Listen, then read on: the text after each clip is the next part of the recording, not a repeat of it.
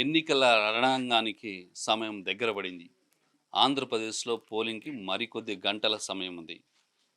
ఇప్పటికే అభ్యర్థులు ఇంటింటికి తిరిగి ప్రచారాన్ని నిర్వహించారు. ఇక పోల్ బూత్ మేనేజ్‌మెంట్ మీద పూర్తి స్థాయిలో దృష్టి పెట్టారు. ఇప్పటికి పోస్టల్ బ్యాలెట్లు కూడా పూర్తయిపోయాయి. ఇక మిగిలింది ఓటర్‌ని పోలింగ్ బూత్‌కి తీసుకొచ్చి ఓటేపించుకోవడం. సో, దీని మీద ప్రత్యేకమైన దృష్టి పెట్టారు అభ్యర్థులంతా కూడా. మనం ప్రస్తుతం చిత్తూరు జిల్లా జీడీ నెల్లూరు కాన్స్టిట్యున్సీలో ఉన్నాం. ఇక్కడ తెలుగుదేశం పార్టీ తరపున బీజేపీ, జనసేన బలపరిచినటువంటి అభ్యర్థి థామస్ గారున్నారు.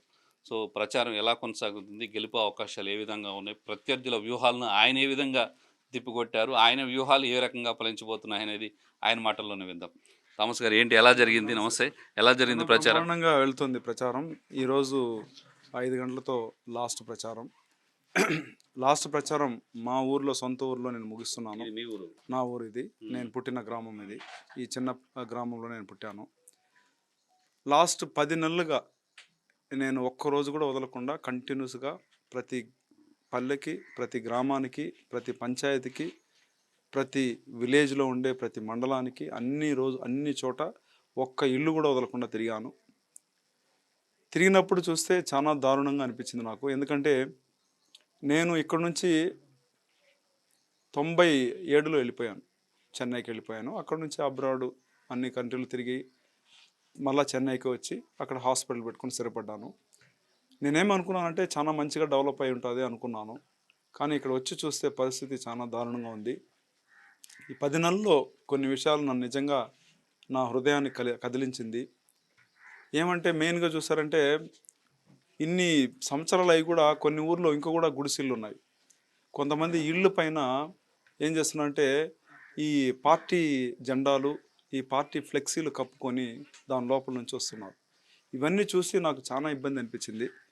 నేనేమనుకుంటున్నానంటే గెలిచిన వెంటనే ప్రభుత్వంతో చెప్పి, చంద్రబాబు నాయుడు గారితో చెప్పి, ఈ నియోజకవర్గంలో పూరిళ్ళే ఉండకూడదు, అన్నీ కూడా మిద్దెలు కట్టించాలని చెప్పేసి ఒక మంచి స్ఫూర్తితో నేను ముందుకొస్తున్నాను. సపోజ్ గవర్నమెంట్ నిధులు టైట్గా ఉంటే నా సొంత నిధులతో కూడా కొన్ని గ్రామాలని నేనే మొత్తం కట్టి వాళ్ళకి అన్నీ కూడా హెల్ప్ చేయాలని చెప్పేసి నేను అనుకుంటున్నాను. ఊరూరికి పోతే మంచి రోడ్లు లేవు. ఇప్పుడు మా ఊరికే చూసారంటే రోడ్లు లేవు, మట్టి రోడ్లే ఉంది. ఇది చాలా దారుణం. చూసారంటే ఆల్మోస్ట్ కానీ ఇక్కడ వైఎస్ఆర్‌సీపీ అధికారంలో ఉంది. ఇక్కడ సిట్టింగ్ ఎమ్మెల్యే, మంత్రి కూడా ఉన్నప్పటికీ కూడాను ఈ రోడ్లు ఇలానే ఉన్నాయనా? మంత్రి ఊరికే పేరుకేనండి. ఆయన ఒక డమ్మీ పీస్. ఆయన ఊరికే ఒక గుమస్తా ఓన్లీ. ఆయనకు ఊరికే ఏం మంత్రి అని కూడా తెలియదు. జగన్మోహన్ రెడ్డి పిలుస్తాడు, 4 పేపర్లు చూపిస్తాడు, దీంట్లో సైన్ పెట్టంటే పెడతాడు. ఆయన ఎందుకు పిలిచాడు, దీంట్లో ఏమున్నాయి కాంటెంటు, ఇది పెట్టవచ్చా పెట్టకూడదా, ఇది జనాలకు ఉపయోగపడుతుందా ఏం తెలియదు ఆయనకి. అట్టే గుడ్డిగా సైన్ పెడతాడు. సో అట్లాంటి బ్రోకర్ మంత్రులు ఉండడం వల్లనే ఇక్కడ ఎక్కడ మంచిగా డెవలప్మెంట్ జరగడం లేదు. అందుకే చెప్తున్నా, మంచి రోడ్డు లేదు, డ్రైనేజ్ ఫెసిలిటీ లేదు, అదేవిధంగా చూసారంటే వాటర్ ట్యాంక్ లేదు. సపోజ్ నీళ్ళు వస్తే అది తాగడానికి అనుకూలంగా లేదు. అందుకే నేను ఫస్ట్ చెప్పింది ఏంటంటే పూరిళ్ళే లేకుండా చేయడం నా ఫస్ట్ ఉద్దేశం. రెండోది ప్రతి గ్రామానికి మినరల్ వాటర్ ప్లాంట్ పెట్టియాలని చెప్పేసి నేను అనుకుంటున్నాను. అది ఆల్రెడీ వీరకనెల్లూరులో ఒక గ్రామానికి నేను నా సొంత నిధులతో 6 లక్షలు పెట్టి ఒక మినరల్ వాటర్ ప్లాంట్ పెట్టించినాను. ఇక్కడ కూడా ప్రతి గ్రామానికి కూడా నాకు మినరల్ వాటర్ పెట్టించాలని ఉంది. ఫస్ట్ ఇల్లు, రెండోది మినరల్ వాటరు, మూడోది ప్రధాన సమస్య ఏంటంటే ఇక్కడ శ్మశానం ఉంది, దానికి పోయేదానికి దోవ ఉండదు. లేదంటే అగ్రకురాలు దాని పక్కన ఏదైనా ఉంటుంది, ఆ రోడ్లో పోకూడదు, ఈ రోడ్లో పోకూడదు అనే ఇబ్బంది ఉంది. నేను వస్తానే ప్రతి గ్రామానికి శ్మశానం పైన ఫోకస్ చేస్తాను. ఎందుకంటే ఒక వ్యక్తి చచ్చిపోతే ఆత్మ శాంతించాలంటే, ఆయన ప్రశాంతంగా తీసుకుపోవాలంటే ఇబ్బంది లేకుండా మనకు ఉండాలి. సో కాబట్టి ప్రతి ఊరికి శ్మశానానికి పోయే దోవ ఖచ్చితంగా నేను తీసుకొస్తాను. ఇవన్నీ కూడా బేసిక్ నీడ్స్ అనమాట. వీధిలో స్ట్రీట్ లైట్స్ ఉండడము, రోడ్డు మంచిగా ఉండడము, ఇవన్నీ కూడా ఖచ్చితంగా చేయాలి. ఈ నియోజకవర్గంలో ఇదైతే ఎక్కడా లేదు. నేను అడుగుతున్నాను, స్ట్రీట్ లైట్ కూడా ఎల్ఈడి లైట్స్ తెలుగుదేశం ప్రభుత్వంలో వేసినారంట. దాని తర్వాత ఇంక కూడా ఆ లైట్ కూడా ఎవరు మార్చలేదు అంటున్నారు. అంటే ఎంత దారుణమైన పరిపాలన ఇక్కడ జరుగుతుందని చెప్పేసి. 5 ఏళ్లలో ఏమీ డెవలప్‌మెంట్ జరగలేదు అనుకుంటారా? 5 ఏళ్ళలో ఏం డెవలప్మెంట్ చేయలేదు. వాళ్ళు చేసిందంతా ఏంటి, ఇసుకను దోచుకున్నారు. ఇక్కడ నుంచి ఎర్రచందనాన్ని ఒక గుండాస్ పెట్టుకుని దోచుకున్నారు, ఇసుకకి ఒక ముఠా పెట్టుకుని దోచుకున్నారు, కొండలను పిండి చేసి పక్క రాష్ట్రానికి పంపించినారు. అదే ఆ కొండలను బ్లూ మెటల్స్ ఇవన్నీ చేసి కూడా పక్కన తీసుకుపోయినారు. వీళ్ళు ఏం పని చేయలేదు. ఈ నారాయణ స్వామి నియోజకవర్గంలో 3 దొంగ ముఠాలను రెడీ చేసి వాళ్ళందరినీ ఈ నియోజకవర్గాన్ని దోచుకొని సాయంత్రం అయితే పంచుకోవాలి. సో ప్రజలకి ఇవన్నీ తెలియదంటారా? జీడీ నెల్లూరు నియోజకవర్గ ప్రజలకి ఇవన్నీ ప్రజలు గమనిస్తూనే ఉంటారు. ఎవరు ఏంటి అని ఇదివరకులాగా లేదు. ప్రజలు చైతన్యవంతులు. ఓటర్లు చాలా చైతన్యవంతులయ్యారు. ఎస్సీ నియోజకవర్గం అయినప్పుడు కూడా ఎస్సీ నియోజకవర్గంలో ప్రజల్లో చైతన్యం వచ్చింది. సో మీరు చెప్తున్నట్టుగా నారాయణ స్వామి ఇన్ని అరాచకాలు చేశారు. దొంగల ముఠాలు పెట్టారు. 3 ముఠాలు పెట్టి దోచుకుంటున్నారు. కొండల్ని పెండిలు చేస్తున్నారు. మైనింగు ఇవన్నీ మాఫియా అని మీరే అంటున్నారు. సో ఇవన్నీ ప్రజలు గమనించట్లేదా? ప్రజలు గమనించి ఈ రోజున తీర్పు వాళ్ళు ఏ రకమైనటువంటి తీర్పు ఇవ్వాలని నేను అనుకోవట్లేదు. వాళ్ళు కూడా వాళ్ళల్లో ఒక ఆలోచన రేకెత్తించట్లేదు ఈ అంశాలన్నీ కూడా. ప్రజలు బాగా మార్పు వచ్చింది. ఎందుకంటే వాళ్ళకి తెలుసు ఈయన ఒక పనికి మాలినోడు అని చెప్పేసి. ఫస్ట్ ఏం చెప్పినాడు, 2014లో ఈయన ఎమ్మెల్యే గెలిచినాడు. అప్పుడు ఏం చెప్పినాడంటే, నా దగ్గర పెన్ ఉంది, నా దగ్గర పేపర్ ఉంది, పెన్లో ఇంక్ లేదన్నాడు. సరే ఓకే, ఒకసారి ఈయనకి ఇద్దామని. రెండోసారి మళ్ళీ 2019 జరిగితే మళ్ళీ 2019లో కూడా ఈయనకి ఛాన్స్ ఇచ్చినారు. పెన్ ఇచ్చినారు, పేపర్ ఇచ్చినారు, ఇంక్ కూడా ఇచ్చినారు. కానీ పవర్ వచ్చి జగన్మోహన్ రెడ్డి దగ్గర ఉంది, లేదంటే పెద్దిరెడ్డి రామచంద్రారెడ్డి దగ్గర ఉంది అంటాడు. జగన్మోహన్ రెడ్డి దగ్గర ఉంది, లేదంటే పెద్దిరెడ్డి రామచంద్రారెడ్డి చేతిలో ఉంది, నా దగ్గర ఏం లేదన్నాడు. అంటే ఒక పనికిమాలినోడు నువ్వు, మేమెందుకు ఇక్కడ అంటే 2 లక్షల మంది మిమ్మల్ని ఓటేసి గెలిపిస్తే పవర్ ఎక్కడో ఉందంటే మేమెందుకు నేను గెలిపించాలి అని ప్రజలు ఆల్రెడీ తిరగబడి ఈయన ఎక్కడికి పోయినా తరుముకున్నారు. ఎక్కడికి పోయినా చెట్లు కోసి అడ్డం వేయడము, ముళ్ళ కంపలు అడ్డం వేయడము, ఇట్లా అన్ని చోట్ల గలడ చేసినారు.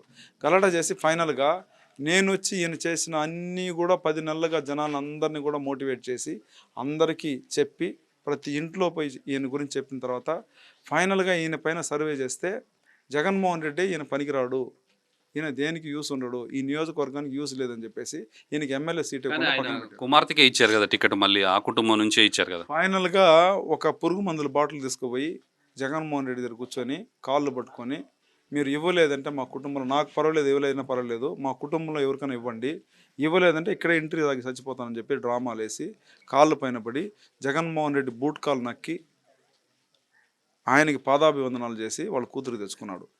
ఇప్పుడు మేమేమంటున్నామంటే, నువ్వే ఒక చెత్త అని చెప్పేసి మా జనాలు పారేసినారు. చెత్తకు వచ్చిన చెత్త కూడా కుప్పే అని చెప్పేసి కంపల్సరీ డస్ట్బిన్లో ఇది వాళ్ళ కూతురుని కూడా వేసేస్తారు. కాబట్టి ఈ నియోజకవర్గం మార్పు కోరుకుంటుంది, ఖచ్చితంగా మార్పు వస్తుంది కూడా. మొన్న జరిగిన ఈ బ్యాలెట్ ఓట్లలో కూడా సుమారుగా 90% తెలుగుదేశం పార్టీ నాకే పడింది, ఆయనకి 10% కూడా రాలేదు. అప్పుడే జనాలు డిసైడ్ అయిపోయినారు, ఆల్రెడీ అయిపోయింది అని చెప్పేసి ఉన్నారు. కాబట్టి ఎప్పుడెప్పుడురా 13వ తేదీ వస్తుందా, ఎప్పుడెప్పుడో ఓటు అయిపోతామా, ఎప్పుడు ఈ దుర్మార్గుల్ని, ఎప్పుడు ఈ దరిద్రుడిని ఈ నియోజకవర్గం నుంచి వదిలించుకుందామని చెప్పి జనాలు రెడీగా ఉన్నారు. రైట్. ఇంకొకటి, ఇక్కడ థామస్ ఎక్కడి నుంచో వచ్చారు, డబ్బులు తీసుకొచ్చారు, డబ్బులు మూటలు తీసుకొచ్చి పంచుతున్నారు, అంటే డబ్బుతోనే ఓటర్లు కొనాలని, లీడర్లు కొనాలని చూస్తున్నారు, డబ్బు విపరీతంగా పంచుతున్నారని మీ మీద ఆరోపణలు. ఇదే ఊరు నాది, నా ఊరు నుంచి தான் మాట్లాడుతున్నాను, ఇక్కడే చదువుకున్నాను. కారట్నగర్ మండలంలో నేను ఇక్కడ సిఎస్ఐ కొల్లాగుంటలో 10th వరకు చదువుకున్నాను. పాదిరిగుప్పంలో 1 నుంచి 5 వరకు చదువుకున్నాను. సిఎస్ఐ 10th చదువుకున్న తర్వాత కారట్ నగరంలో ఎస్ఆర్కే జూనియర్ కళాశాలలో, అక్కడి నుంచి నేను 11th 12th అక్కడ చదువుకున్నాను. డిగ్రీ ఎస్వి యూనివర్సిటీలో చదువుకున్నాను. పిహెచ్డి ఎస్వి యూనివర్సిటీలో చదువుకున్నాను. ఈ నియోజకవర్గ అభ్యర్థి నేను, ఈ మట్టిలో పుట్టిన వాడు నేను, ఈ మట్టికి సొంతమైన వాడు నేను. నారాయణ స్వామి ఈ ఊరే కాదు, ఈ మండలమే కాదు, ఈ నియోజకవర్గమే కాదు, ఎక్కడనో వలస వచ్చి చేరిన అతనికి ఈ మండలానికి సంబంధమే లేదు. సొంత గ్రామం, సొంత ఊరు, మా ఇల్లు, మా నాన్న, మొత్తం మా బంధువులు, ఇవన్నీ వడింగాడు ఫ్యామిలీ అల్లాగుంటే తెలియని వాళ్ళే ఉండరు. సో కాబట్టి నేను ఎట్లా నాన్ లోకల్ అవుతాను, ఇక్కడ ఉన్నాను కాబట్టి ఇక్కడ ఉన్నాను. ఇప్పుడు చంద్రబాబు నాయుడు గారు నారావారిపల్లిలో పుట్టారు, హైదరాబాద్లో ఉంటున్నారు, విజయవాడలో ఉంటున్నారు. అంటే అర్థం ఏంటంటే ఆయన విజయవాడ హైదరాబాద్ అర్థమా, నారావారిపల్లి కాదా? అదేవిధంగా ఇది అల్లాగుంటా, నేను ఎక్కడికి పోయినా, ఫారిన్ పోయినా నా సొంత ఊరు ఇది. సో కాబట్టి ఆయన ఏదో పిచ్చోడ్లాగా ఏదో వాగుతున్నాడు. నిజంగా ఆయనది ఈ మండలం కాదు, ఈ ఊరు కూడా కాదు, ఆయన నాన్ లోకల్. ఆయన నిజంగా ఎస్సీ కూడా మాకు తెలియదు, మా వాళ్ళకి ఎవరు తెలియదు. ఆయన ఎస్సీనా, మా వాళ్ళకి ఎవరు తెలియదు, వాడు ఎవడని కూడా మాకు తెలియదు. ఎక్కడో నుంచి వచ్చి ఇక్కడ దూరుకొని నేను ఎస్సీ అని చెప్పేసి దొంగ సర్టిఫికేట్ తీసుకొని ఎస్సీ లాగా ఉన్నాడు. మేము ఇక్కడ ద్రావిడ, ఈ మట్టికి సొంతము, నా ముఖం పైన ఎస్సీ అని రాసిపెట్టుంది, దీనికి పైన ఏం కావాలి? రైట్. ఇంకొకటి, డబ్బుల విషయంలో డబ్బులు విపరీతంగా పంచుతున్నారు థామస్ అనేది ఒక విమర్శ. విపరీతంగా నేను ఎందుకు పంచుతున్నాను? ఆయన పంచలేదా? 700 రూపాయలు క్వార్టర్ పోయినసారి ఇవ్వలేదా? ఇచ్చినాడా? పోయినసారి 700 రూపాయలు క్వార్టర్ ఇచ్చినాడు కదా, ఇచ్చినాడు. ఇచ్చి గెలుచుకున్నాడు లాస్ట్ టైము. మరి ఈసారి ఈసారి కూడా ఇస్తాడు. ఈసారి కూడా ఆయన ఇస్తున్నాడు. క్వార్టర్ ఇస్తున్నాడు. ఆల్రెడీ క్వార్టర్ ఇస్తున్నాడు. డబ్బులు ఇస్తున్నాడు. ఇది ఊరికే జనాల్ని మభ్యపెట్టడానికి. ఆయనకి ఇచ్చేదానికి దొంగ ముఠా చాలా మంది ఉన్నారు. డొనేషన్లు వస్తున్నాయి ఆయనకి. నాకైతే ఒక్క రూపాయి ఎవరి దగ్గర తీసుకోలేదు. నా సొంత డబ్బులు హాస్పిటల్ పెట్టుకున్నాను నేను. సుమారుగా నాది 14 హాస్పిటల్ ఉంది. నేను టెస్ట్ బేబీ డాక్టర్ని. 70,000 మందికి ట్రీట్మెంట్ చేసి ఇంతవరకు పిల్లలు పుట్టించినాను. అన్ని హెడ్ ఆఫీసులు అన్ని చోట్ల, బెంగళూరు, హైదరాబాద్, చెన్నై, అన్ని చోట్ల, దుబాయ్లో కూడా నా హాస్పిటల్ ఉంది. నేను ఎందుకు ఒక దగ్గర డొనేషన్ తీసుకోవాలా? నాకు నా ఓనే ఉంది. నా అఫిడవిట్లోనే 300 అదే మీ కోట్లు, డబ్బే మీరు నా పంచుతున్నారు. అఫిడవిట్లో 300 కోట్లు చూపించినాను. సో కాబట్టి నేనేం పంచాల్సిన అవసరం లేదు. జనమే అభిమానంతో నాకు పిలుస్తున్నారు. నేను ఎక్కడికి పోయినా లక్షల్లో వేల మంది వస్తున్నారు. రైట్. ఖచ్చితంగా మీ అభిమానం ఇదంతా కూడా ఓటింగ్ రూపంలో మారుతుంది అనుకోవచ్చా? నేనేమంటున్నానంటే నాకు ఒక ఛాన్స్ ఇవ్వండి. నేను అభివృద్ధి అంటే ఏమని చేసి చూపిస్తాను. ఈ నియోజకవర్గాన్ని మొత్తం మార్చి చూపిస్తాను. మిమ్మల్ని అందరినీ కూడా అభివృద్ధి బాటలో పెడతాను. ఇక్కడ 6 మండలంలో మంచి సూపర్ స్పెషాలిటీ హాస్పిటల్ తీసుకొస్తాను. అంబులెన్స్ ఫెసిలిటీ తీసుకొస్తాను. పశువులకి హాస్పిటల్ కట్టిస్తాను. అదేవిధంగా 6 మండలంలో స్కిల్ డెవలప్మెంట్ సెంటర్ పెట్టిస్తాను. మహిళా డిగ్రీ కాలేజ్ పెట్టిస్తాను. 1000 ఎకరాల ఇండస్ట్రీ పార్క్ పెట్టించి యూత్ అందరికి కూడా జాబ్ ఇప్పిస్తాను. ఎందుకంటే నేను సుమారుగా 100 దేశాలు తిరిగి ఉన్నాను. నాకు అందరితో లింకులు ఉన్నాయి.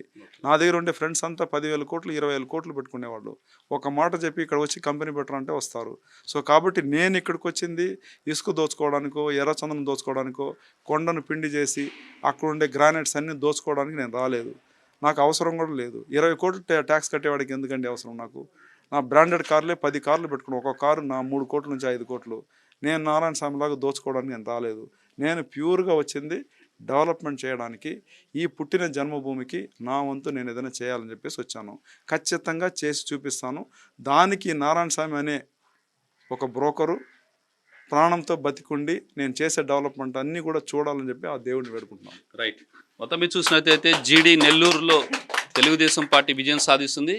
థామస్గా తాను ఈ నియోజకవర్గాన్ని అభివృద్ధి చేసి చూపెడతాను. ఒక్కసారి అవకాశం ఇస్తే ప్రజలు అభివృద్ధి అంటే ఏందో చూపిస్తాను, ఇక్కడ ఉన్న సమస్యలన్నీ కూడా తీరుస్తానని చెప్పేసి థామస్ అంటున్నారు. మరి మే 13వ తారీఖున ఉదయం నుంచి సాయంత్రం వరకు జరిగేటువంటి పోలింగ్లో ఏ మేరకు ఆయన చెప్పిన మాటలు ఈ నియోజకవర్గ ప్రజలు నమ్ముతారు, ఏ మేరకు ఆయన ఆదరిస్తారనేది జూన్ 4వ తారీఖున తేలనుంది. ఇది ఇవాళ స్ట్రైట్ టాక్. చూస్తూనే ఉండండి న్యూస్ 360. నిజం ఆలోచనను మారుస్తుంది.